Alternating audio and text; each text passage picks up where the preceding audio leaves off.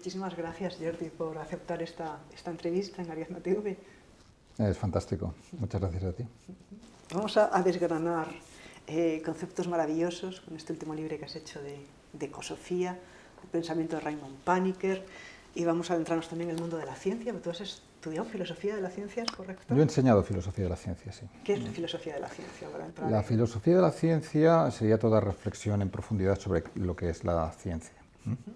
De hecho, lo que llamamos ciencia, lo que llamamos disciplinas científicas, deriva de la filosofía. Cuando Newton, por ejemplo, publica su gran libro, se titula Principios matemáticos de filosofía natural.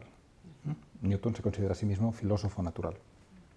Incluso en el siglo XIX, Faraday, que inventa la dinamo y descubre los campos de fuerza, se ofende si le llaman scientist, que es un neologismo que se acuña en el siglo XIX. Él es un filósofo natural. Entonces, todo lo que hoy llamamos biología, astronomía, geología, etc., se origina en lo que llamamos hoy en día filosofía. Aristóteles, por ejemplo, escribe sobre todas estas cosas. Entonces, la filosofía de la ciencia que se practica básicamente hoy en día es algo que intenta sobre todo ajustar hasta qué punto la ciencia nos da la verdad de las cosas, y es un enfoque analítico, muy frío, racional, sobre pequeños detalles de la ciencia.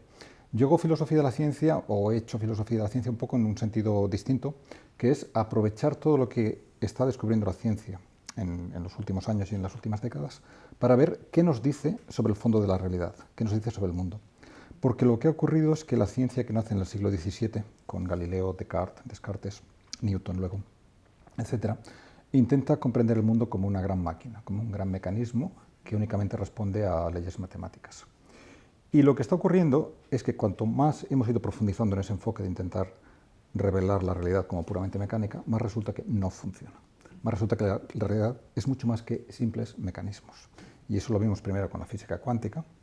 Resulta que el mundo no está hecho de bolas de billar separadas, sino que está hecho básicamente de relaciones entre partículas que ni siquiera son entidades estables, que aparecen y desaparecen continuamente. Esas partículas son entidades efímeras, dinámicas, que nada tienen que ver con las bolas de billar que veíamos en los libros de texto. 3/4 de lo mismo se aplicaría a los fundamentos de la biología, y lo que vemos en todas partes es que cuanto más avanza la ciencia, por cada nueva respuesta aparecen 2 o 3 nuevas preguntas. Y en el fondo, si vas al fondo de las cosas o hablas con expertos en diferentes disciplinas científicas y les preguntas ¿por qué?, te darán una explicación. Luego preguntas otra vez ¿por qué? Y dicen, esto no lo sabemos. Con lo cual, la ciencia contemporánea nos lleva a lo que estaba en el origen del pensamiento de la filosofía occidental, que era el asombro ante el mundo. Tanto Platón como Aristóteles dicen que el origen de la filosofía es el asombro, zaumazein en griego, el asombro ante el mundo. Porque ese asombro es lo que te hace preguntarte cosas. Y eso es lo que tienen los niños pequeños, que te preguntan ¿y por qué? Y tú das la respuesta, ¿pero y por qué? Pues bien, hoy en día, si a lo que dicen los manuales y los libros de texto vas y preguntas ¿por qué? A un experto, te dirá, bueno, porque tal y cual. Y luego, ¿y por qué? O sea que en el fondo volvemos al asombro, que es lo que nos hace vivir una vida digna de maravillarse, una vida con sentido, y no la vida aburrida, que sería la vida que tendríamos en un mundo puramente mecánico. Muy bien. Entonces, las diferencias que se hacen algunos autores como Hussein Nasr, ¿no?, entre las ciencias profanas o ciencias contemporáneas modernas respecto a las ciencias tradicionales, donde la cosmovisión de que la materia es algo más que algo inerte, sino que trasluce, ¿no? Hay una transparencia metafísica detrás de los fenómenos. Esas diferenciaciones entre esas dos ciencias, ¿crees que son pertinentes? Claro, lo que ocurre es que cuando aquí hablamos de ciencia, nos referimos a lo que técnicamente es la ciencia occidental moderna. Antes de esta ciencia occidental moderna, que nace en el siglo XVII, tenemos ciencias que merecen llamarse ciencias, tanto en la China clásica como en la India clásica, como en muchas otras culturas tradicionales. Por ejemplo, la ciencia de la China clásica y de la India clásica son capaces de predecir eclipses de Sol y de Luna. Para predecir un eclipse necesitas miles de horas de observación muy exacta, precisa, rigurosa, y un aparato matemático complejo. Y esto sabían hacerlo tanto en Grecia como en la Grecia clásica, en China, en India, los mayas también. Y esto pues, es ciencia porque funciona. Decían, tal día, a tal hora habrá un eclipse, y lo había. Bien. Lo que ocurre con el nacimiento de la ciencia occidental moderna es que parte de premisas completamente distintas. Tanto Descartes como Galileo afirman que solo existe lo que se puede medir. estas ciencias tradicionales tenían una visión del cosmos que era mucho más amplia, que tenía en cuenta todo lo que es cualitativo y era consciente de la interdependencia entre todas las cosas. Descartes se siente frustrado con el hecho de que no tenemos una ciencia suficientemente certera, no hay suficiente certeza en nuestros resultados. Entonces dice, bueno, pues la manera es, vamos a olvidar todo lo que es cualitativo y centrarnos exclusivamente en lo que se puede medir. Por tanto, peso, aceleración, velocidad son reales. En cambio, belleza, justicia, verdad, colores, olores y sabores, placer y dolor son ilusorios. Galileo dice exactamente lo mismo en otro de sus libros, en Il Saggiatore. Entonces Descartes, por ejemplo, pone el ejemplo de que si una espada corta el brazo, la sensación de dolor que genera la espada no es real. Lo que es real es el ángulo con el que corta la espada, la composición del metal de la espada, hasta qué punto ha cortado, etcétera, etcétera. Todo lo que sea medible. Claro, todo esto es muy útil y sirve para producir mecanismos y tecnologías, pero lo que a ti te importa es la sensación de placer y dolor, la sensación de belleza, justicia, verdad, etcétera, etcétera. Con lo cual nace una ciencia hace ahora 4 siglos, prácticamente de manera exacta 4 siglos, porque hay un momento clave con el sueño que tiene Descartes en noviembre de 1619, y eso es como el momento fundacional en el que ve este nuevo método. Vamos a este método en el cual solo tenemos en cuenta lo que es cuantitativo. Muy útil, pero pierdes de vista la mayor parte de la realidad y pierdes de vista todo lo que da sentido a la existencia de una persona. Porque si tú te preguntas qué es lo que importa en tu vida, las cosas que se pueden medir no serán las primeras.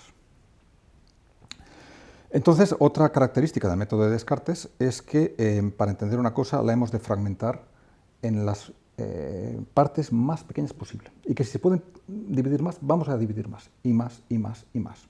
Esto es útil para entender muchas cosas, las analizas y las entiendes, pero si se lleva a un extremo es absurdo. Por ejemplo, imagínate que tienes una sinfonía y la reduces a millones de sonidos aislados.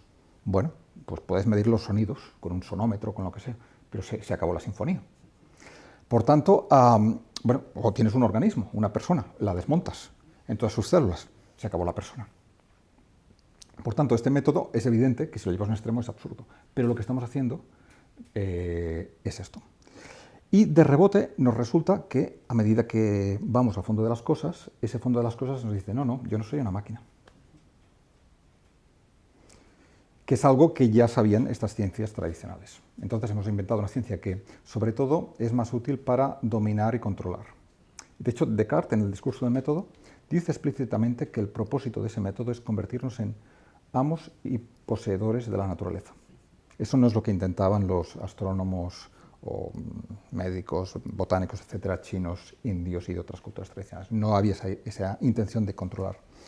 Esa intención de controlar va muy ligada al cambio de actitud del ser humano a partir del siglo XVII, de hecho, y del Renacimiento, y de finales de la Edad Media, que pasa de sentirse partícipe de un universo de relaciones múltiples, con una dignidad espiritual y con una dignidad existencial, a sentirse meramente aislado, un individuo atomizado, perdido, sin vínculos reales con el conjunto de la realidad. Eso ya se empieza a sentir en el siglo XVII, y hay indicios de ellos a finales de la Edad Media. Y eso nos lleva al mundo de hoy, que es un mundo de individualismo radical y de vacío existencial sobre todo.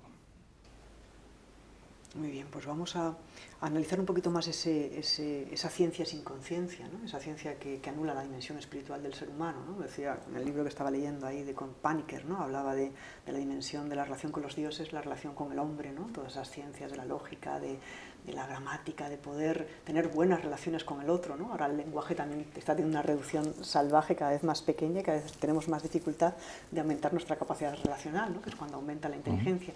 Pero también hemos todas las ciencias de la naturaleza, ¿no? Teniendo en cuenta la naturaleza como algo más que recursos, ¿no? Algo más que desarrollo sostenible, ¿no? Que este tecnocapitalismo, que son conceptos que manejáis tanto tú y él con tecnocracia. Me gustaría que nos desarrollases un poquito más cómo esa visión de la ciencia nos va llevando hacia esa tecnocracia, ¿no? Bueno, la visión de la realidad como compuesta únicamente de entidades que se pueden medir lleva a la despersonalización, porque al fin y al cabo las personas a la larga van a ser entendidas simplemente como aquello que se puede medir, o sea, tu número de documento nacional de identidad, tus parámetros medibles que estén almacenados en los ministerios, tus datos que a través de Internet almacenan las grandes compañías de tecnologías digitales, etc. Todo eso es lo que va teniéndose en cuenta únicamente de la persona. Por lo que respecta a la relación con la naturaleza, decíamos que ya el método de Descartes nace con la intención explícita de controlar y de dominar. Y lo que ocurre es que la naturaleza deja de ser manifestación del trasfondo de la realidad, signos de cosas divinas, que hubieran dicho en la Edad Media o en cualquier otra cultura tradicional, y pasa a ser simplemente una suma de recursos destinados a ser clasificados, poseídos, manipulados y comercializados. La naturaleza se convierte en eso. Y eso es lo que lleva a la ruina de la biosfera que estamos viviendo hoy en día. Se convierte en simple almacén de materias primas y en vertedero de todos los residuos que generamos. Y eso nos lleva a todos estos problemas ecológicos que tenemos hoy en día y que son ya innegables. Pero todos estos problemas no son más que el resultado de un cambio de actitud del ser humano ante el conjunto de la realidad. Es decir, cuando el ser humano se sentía una parte especial de la naturaleza, como hay tantas partes especiales de la naturaleza, con una relación privilegiada con el fondo de la realidad, privilegiada porque tenemos, por ejemplo, el uso del lenguaje y del arte, y toda una serie de recursos que no se dan en otras formas de vida, ¿no? El ser humano pierde esa relación privilegiada y se siente perdido en el cosmos. Y ante esa sensación de pérdida y ante el miedo que eso genera, pues la respuesta es controlar. Y cuanto más controlamos, más el mundo se vuelve alienante, aburrido, extraño. Y cuanto más extraño y alienante se vuelve el mundo, más miedo nos genera y más necesitamos controlar. Y así vamos convirtiendo el mundo en lo que estamos haciendo ahora. Un mundo cada vez más artificial, con grandes prodigios tecnológicos, pero en el cual la experiencia humana se siente cada vez más desorientada. Y en el cual se da este vacío existencial que te decía antes. Por ejemplo, Viktor Frankl, el psiquiatra que pasa por 4 campos de concentración y que escribe este libro tan hermoso, El hombre en busca de sentido, él diagnostica que el fenómeno primordial del siglo XX es el vacío existencial. Y él, que ha pasado por 4 campos de concentración, se sorprende cuando va a Estados Unidos a dar clases en universidades norteamericanas y conoce a muchos jóvenes norteamericanos que tienen todo, vienen de familias ricas, tienen coche a los 16 años, tienen todo lo que quieran y se quieren suicidar, porque su vida no tiene sentido. Entonces hemos pasado de culturas que vivían materialmente de una manera sencilla, a veces precaria, pero normalmente suficiente, sencilla pero suficiente, a sociedades en las que tenemos posibilidades ilimitadas, pero lo que prevalece es el vacío existencial, la falta de sentido y una grandísima confusión que va hoy en día en aumento. Y es evidente que por este camino pues vamos tanto a la destrucción de la biosfera como una especie de nihilismo que lo impregna todo y que arruina la esencia del ser humano también. Vale, entonces, si te parece, vamos a devolverle un poco de conciencia a la ciencia, ¿no? Porque es un tema que te gusta mucho. Todo el tema de la física cuántica como una aportación, ¿no? de la ciencia más de vanguardia que parece como que se dota o se golpea con las verdades metafísicas de muchas tradiciones o cosmovisiones sapienciales, ¿no? O sea, como que llegan a la cumbre de su conocimiento y ahí están esperándoles los místicos de todas las eras diciendo, sí, esto es así en el Madhyamika o esto es así en el Advaita. Entonces, ¿hay una posibilidad de reencuentro? Bueno, eso ha sido la experiencia de muchos grandes físicos del siglo XX que se han dado cuenta de que, wow, esto que estamos descubriendo aquí resuena con lo que nos dicen las tradiciones orientales. Hay un libro divulgativo de Fritjof Capra, El Taoísmo de la física, que lo resume, pero esa también fue la experiencia de grandes físicos del siglo XX, incluido Heisenberg y Pauli y otros.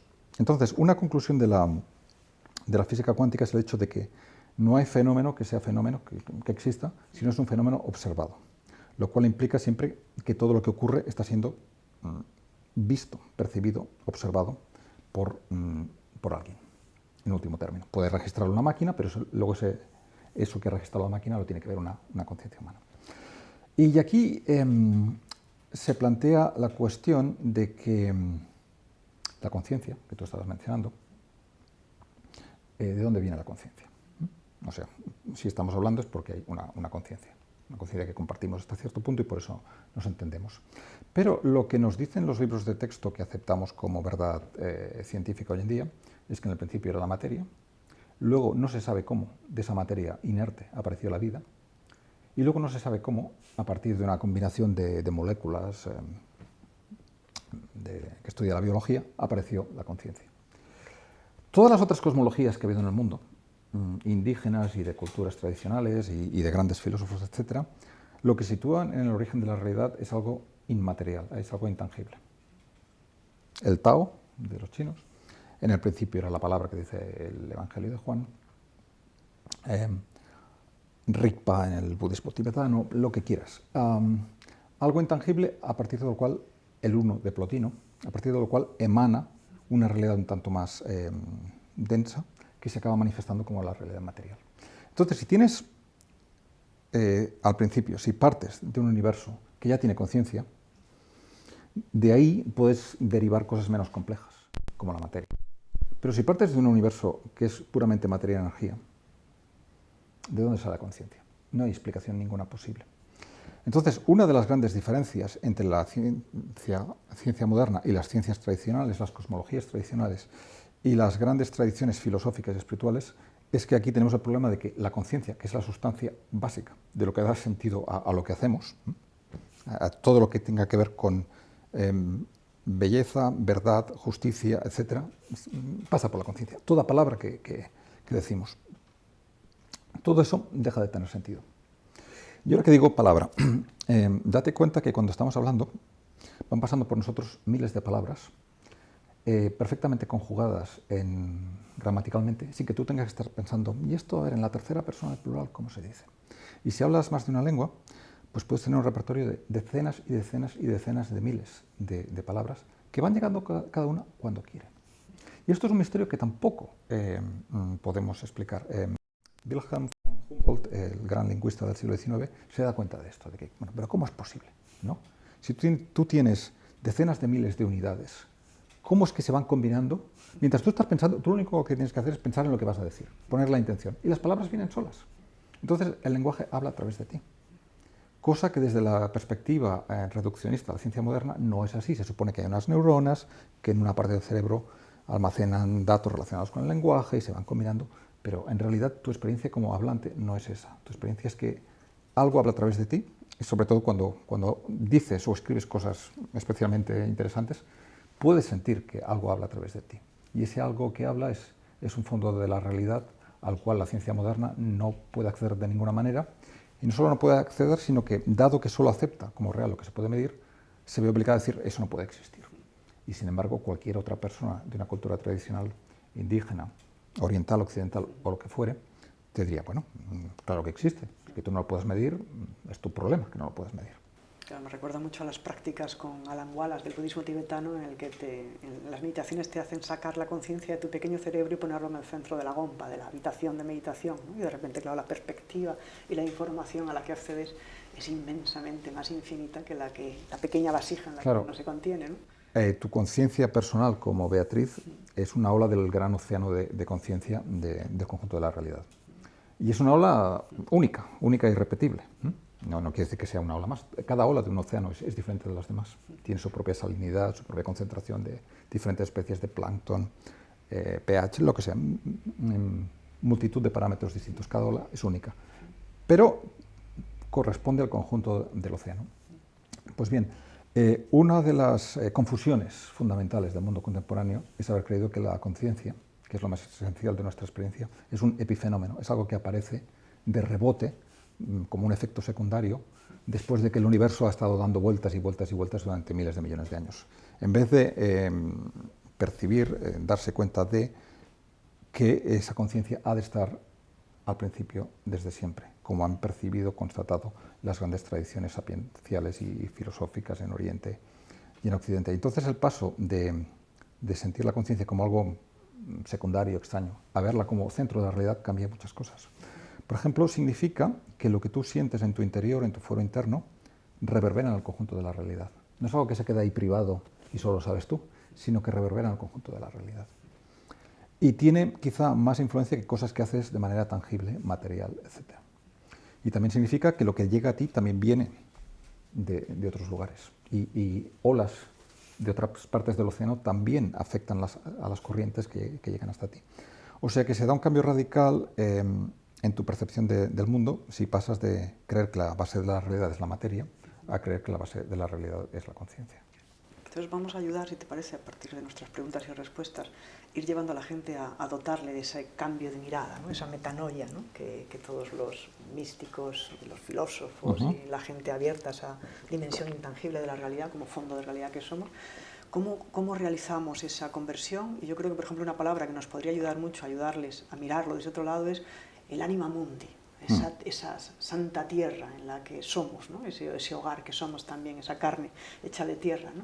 ¿Cómo vamos a dotar con las palabras del poder de crear otra manera de mirar? Anima mundi es el concepto con el que en la Edad Media europea se traduce lo que los griegos llamaban psique del cosmos, psique tou cosmou, que literalmente sería más psique del cosmos. Y seguramente es una expresión más palatable, más aceptable para la mayoría de personas hoy en día que alma, que tiene unas connotaciones en castellano un tanto dudosas, cuasi fantasmagóricas en algunos lugares, ¿no?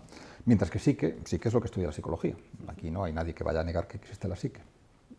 Y lo que los griegos dicen, primero Platón y luego pues, Plotino, Proclo y todos los neoplatónicos, hasta cierto punto también Aristóteles, pero para ellos es algo de sentido común, es que el cosmos está vivo y como todo lo vivo tiene su psique, ¿no? Porque todo lo vivo tiene su psique. Las plantas hoy en día estamos empezando a darnos cuenta de que tienen memoria, que tienen capacidad de aprendizaje, etc. Hay una neurobiología de las plantas y eso también pues, en algún libro lo he explorado. Y llegas a la conclusión de que todo lo vivo tiene algún tipo de inteligencia. No como la nuestra, no necesariamente reflexiva, autoconsciente, pero sí en el sentido de ser capaz de decidir qué es lo que me va bien y lo que me va mal, hacia dónde tengo que ir. Incluso la bacteria más elemental sabe identificar lo que es tóxico para alejarse y lo que es nutritivo para ir hacia allí.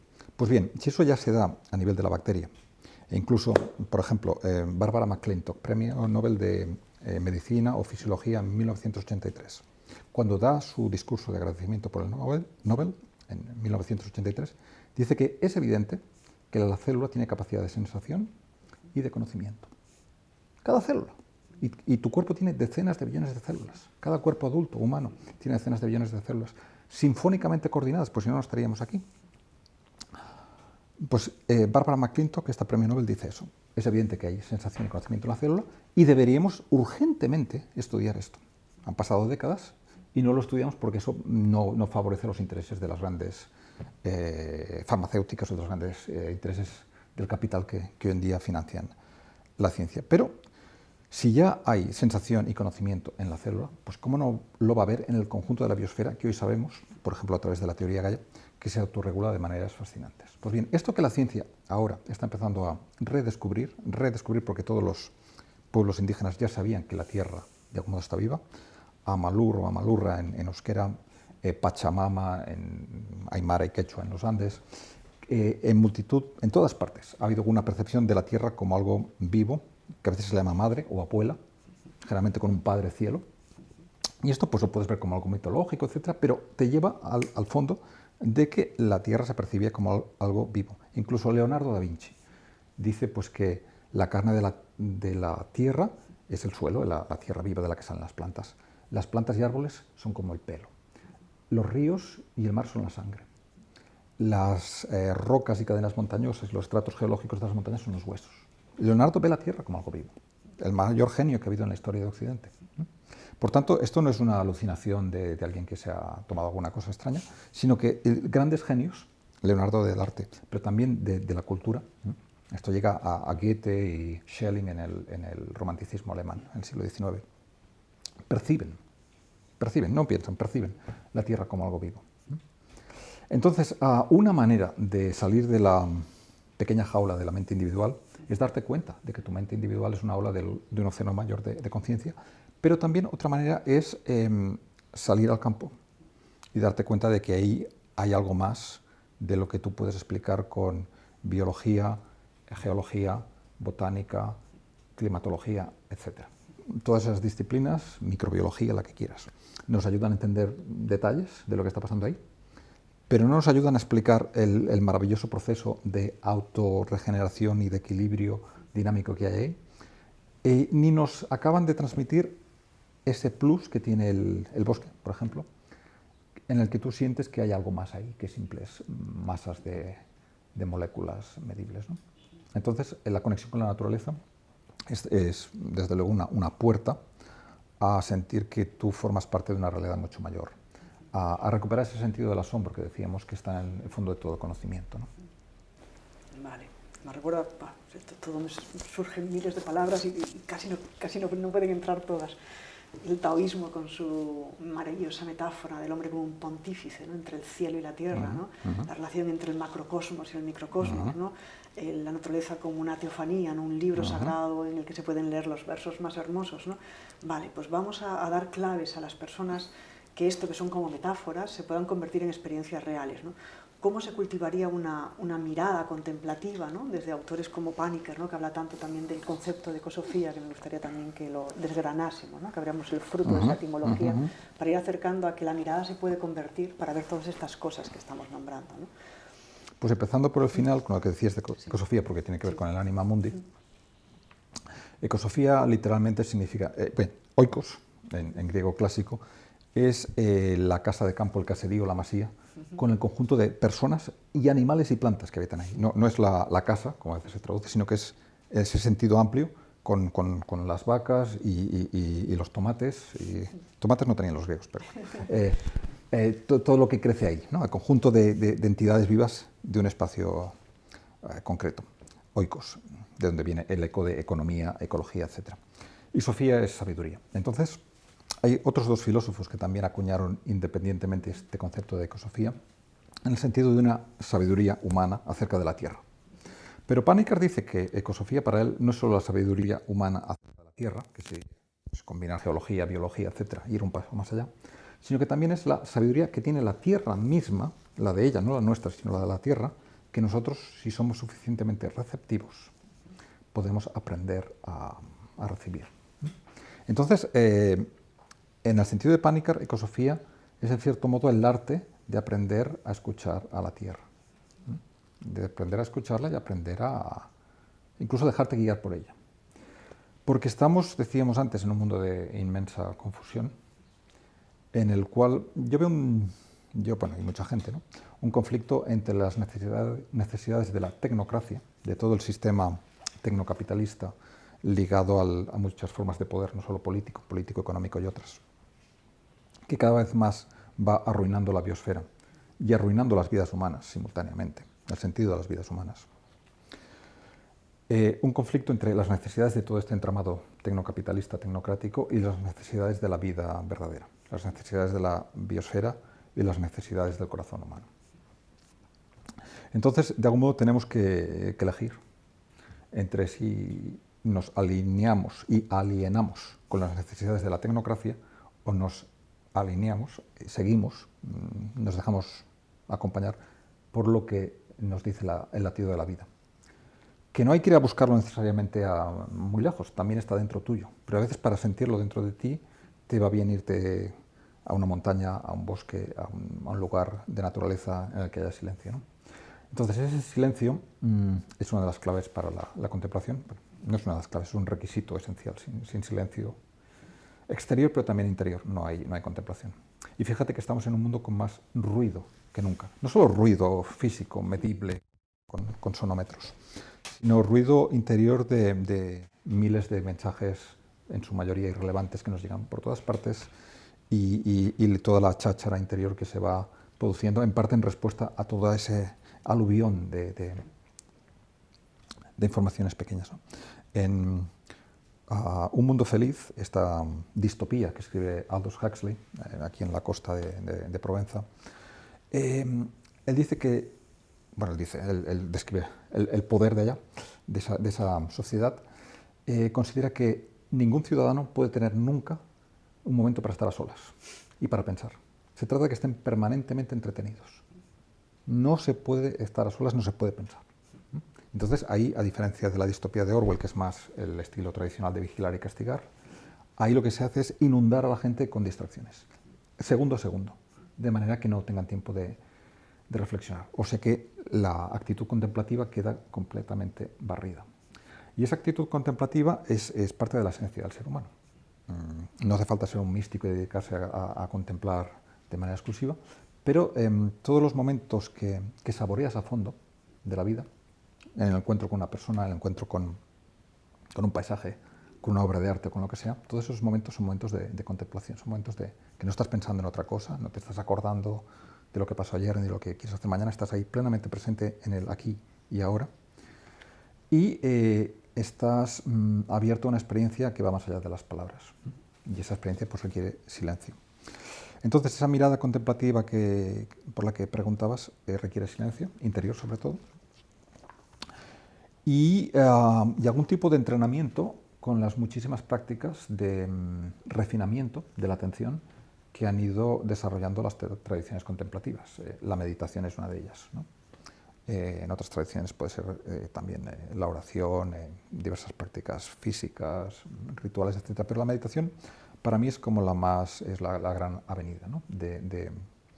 Que no se trata de meditar en el sentido de pensar, evidentemente, sino de simplemente empezar a darse cuenta de la respiración que está ahí haciendo el trabajo que permite que tú estés aquí, ¿no? Porque mientras nosotros estamos aquí, pues el metabolismo está realizando centenares de funciones complejísimas, químicamente inexplicables, que ningún premio Nobel de Química sabría organizar. Y gracias a eso, pues estamos nosotros aquí conversando, etc.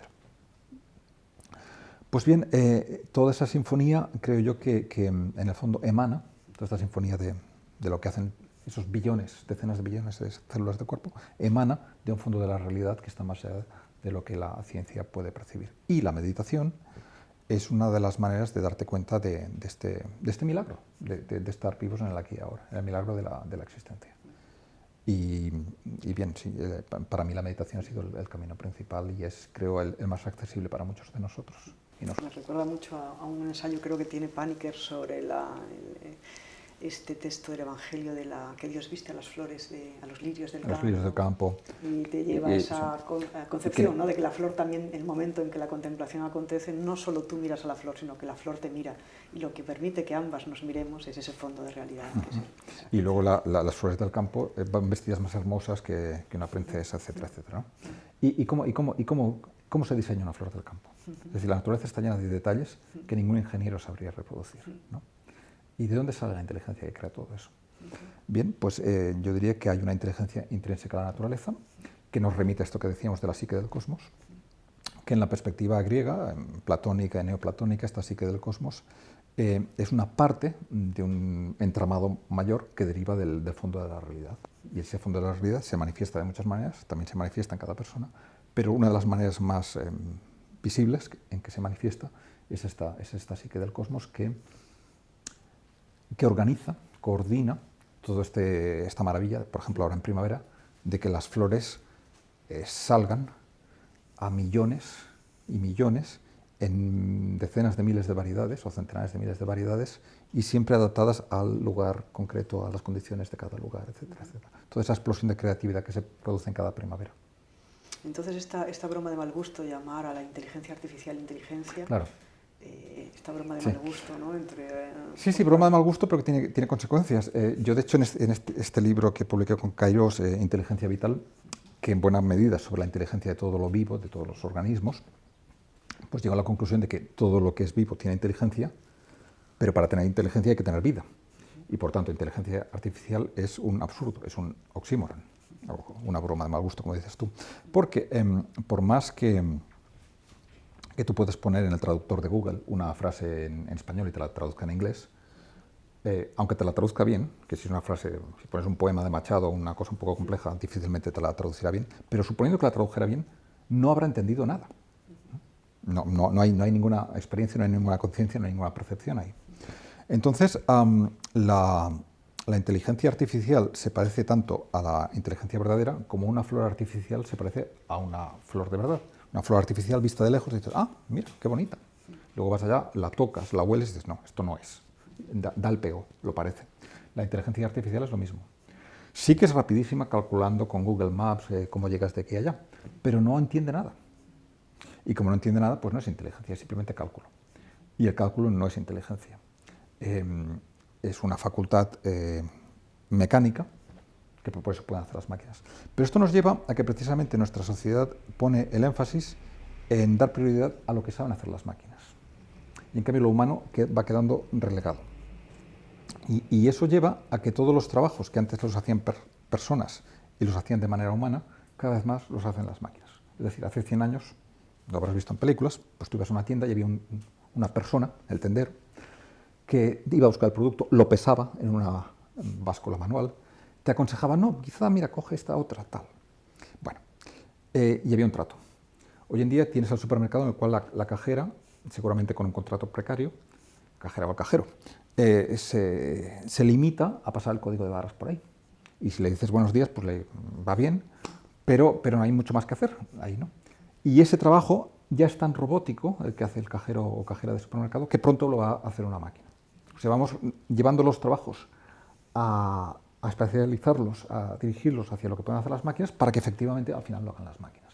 Y ese es un poco el mundo hacia el que lleva la tecnocracia y lo que ahora se llama la cuarta revolución industrial.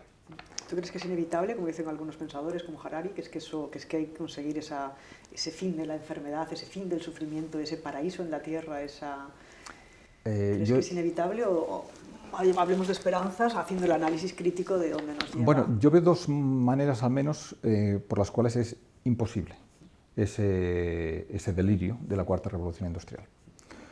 Una es lo que estamos diciendo, que la inteligencia artificial se basa en un espejismo, en creer que realmente hay inteligencia, y lo que hay simplemente es cálculo ciego. Y por tanto, ahí hay una cosa que falla que es esencial. Y por tanto, esta idea que nos venden de vez en cuando de que los robots serán más inteligentes que nosotros en el año 2025 o cuando sea, todo eso es una tontería enorme.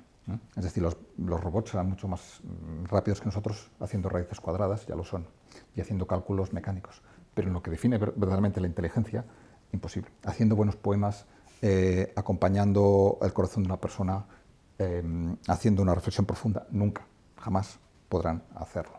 Ya sé que hay mucha gente que dice que sí, pero es evidente que no. Y es evidente de una manera que si no lo ves, pues no hay nada que hacer. Esto por un lado. Por otro lado, todo este espejismo de sustituir lo natural por lo artificial, en el que estamos desde hace mucho tiempo, que la historia humana en buena parte ha sido eso, es muchas más cosas, y creaciones maravillosas de muchos tipos, pero hay esta tendencia creciente a sustituir lo natural por lo artificial. Se basa en la creencia de que siempre va a haber recursos materiales y energéticos para continuar la fiesta del consumo y del desarrollo tecnológico. Es evidente que no es así, y muchos de nosotros sabemos desde hace tiempo que hay límites muy concretos a energías, fuentes de energía, petróleo, etcétera. Incluso con renovables no se puede mantener el nivel de consumo que tenemos hoy en día. No digo ya extrapolarlo al resto de la población mundial que lo quiere, sino ni siquiera mantenerlo durante muchos años.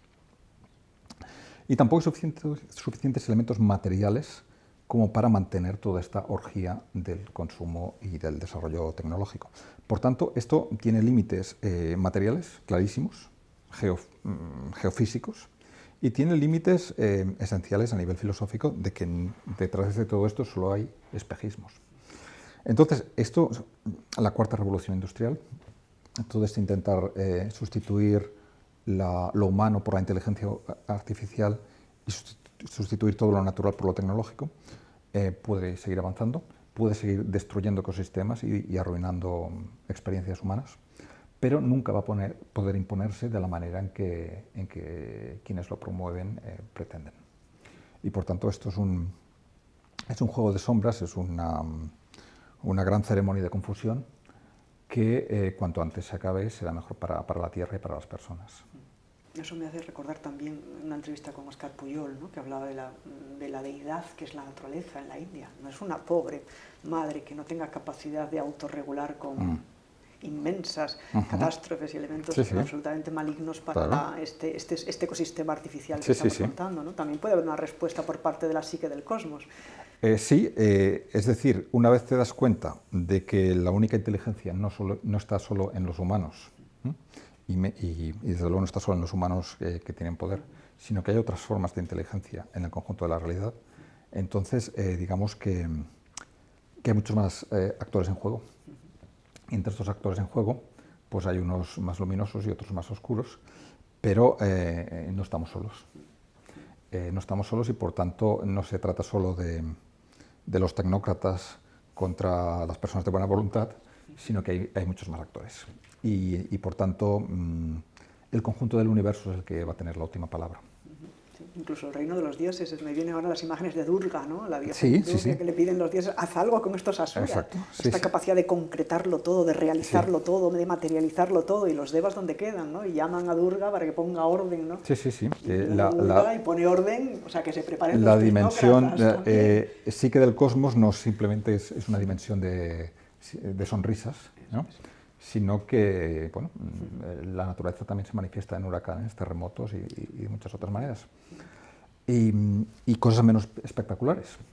Pero creo que si ponemos la conciencia como en el fondo de la realidad, como algo primordial, entonces todo cambia. Y por tanto, quien tiene el poder material no tiene nada tan importante.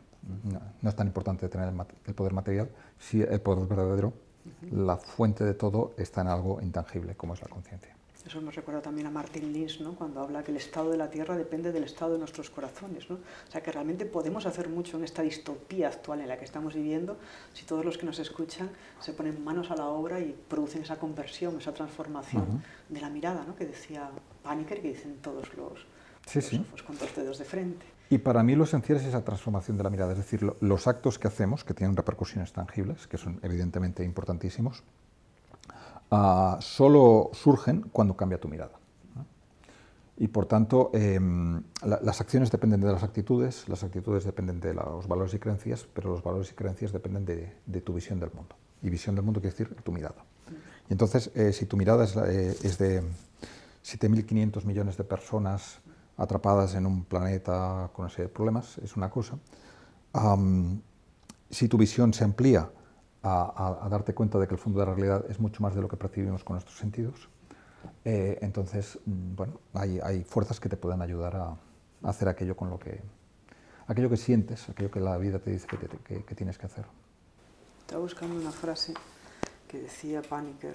Dice, Paniker, la esperanza no es de futuro, sino de lo invisible de otra dimensión, que hace que valga la pena vivir plenamente, sin rendirse, incluso si es una vida corta o bajo condiciones de explotación como las que podemos estar viendo ahora en esta terrible distopía de pura actualidad. O sea que realmente podemos dar un canto de esperanza por muy terrible que podamos ver el panorama.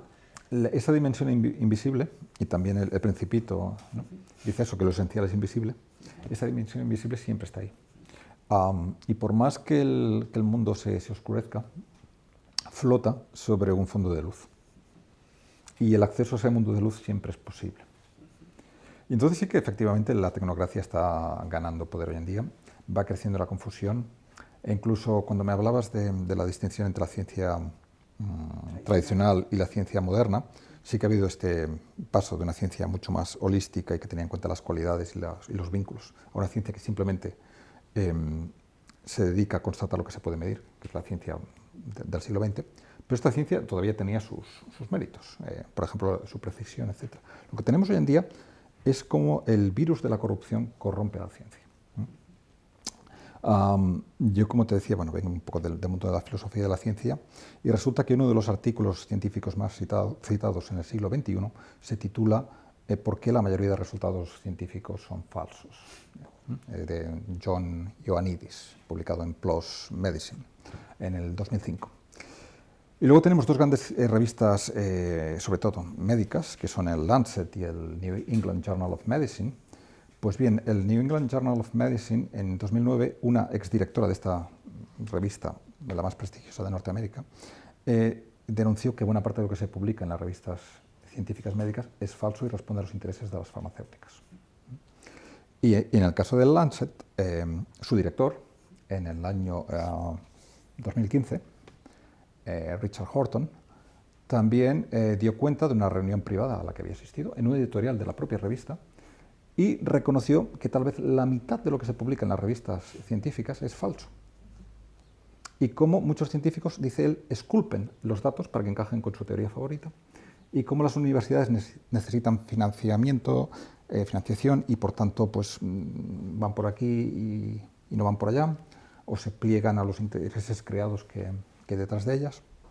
Esto está publicado en las mejores revistas científicas, o sea, lo están diciendo ellos mismos. Por tanto, la ciencia del siglo XX tenía al menos la cualidad de que esa observación y esa medición la podías dar por buena. Hoy en día, si la observación y la medición que te da el artículo científico resulta que coincide con los intereses de los grandes intereses creados, pues hay que ponerlo entre paréntesis.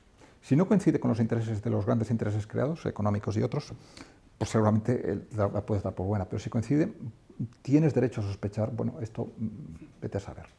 Y por tanto, hemos pasado de una ciencia mucho más holística, que tiene en cuenta todas las dimensiones del cosmos, a una ciencia puramente matemática, que solo mira lo tangible, pero es que ahora no tenemos ya ni eso, tenemos una ciencia corrompida, que a pesar de la cualidad humana de millones y millones de científicos y científicas, una cosa no quita la otra, la mayoría de científicos y científicas son personas muy honradas, pero el sistema, y sobre todo la dimensión económica y de poder que hay alrededor de ella, hace que se vaya corrompiendo.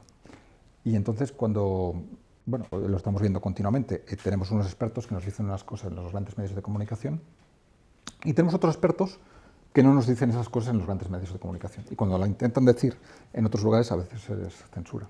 Pero en muchos casos, esos otros expertos saben tanto o más como los que salen en los medios de comunicación. Y claro, lo que prevalece es quien hace más ruido mediático o más ruido en las redes. Y eso es parte de la confusión que va impregnando el mundo de hoy. El mundo de hoy se va impregnando de fragmentación, de confusión y de un cierto adormecimiento, que es lo contrario del sentido de asombro con el que empezó la aventura del pensamiento occidental. Y por tanto sería importante recuperar ese asombro y esa mirada contemplativa que tú también decías. Pues yo creo que podemos cerrar con eso: asombro, mirada contemplativa, abrir los ojos, abrir los oídos a que hay otras voces también del mundo de la ciencia que están viendo las cosas con otros colores, y recuperar también el conocimiento de esas ciencias tradicionales que nos abren evidentemente a la dimensión intangible y espiritual que se ha perdido en este camino de progreso a ningún lado. Y bueno, si quieres aportar algo más. Abrir los ojos, abrir los oídos, abrir el corazón, escuchar, sentir el latido de la vida y participar del milagro de la existencia, que no deja de ser una aventura maravillosa momento a momento. Pues muchísimas gracias, Jordi. Muchas gracias, Beatriz.